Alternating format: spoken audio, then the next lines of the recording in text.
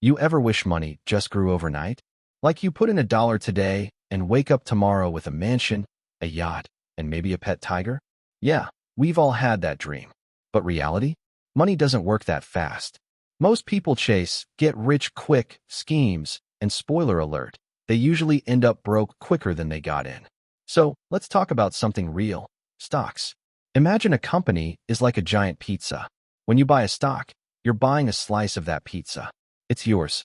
If the company grows and makes more profit, your slice grows in value too. It's that simple. You don't need to be a billionaire or a Wall Street genius to own stocks. You just need patience.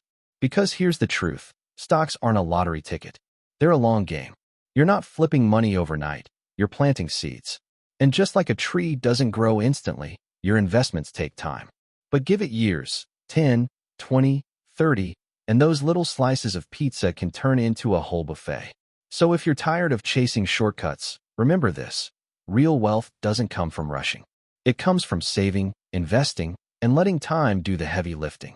Slow and steady doesn't just win the race. Slow and steady always wins in wealth building.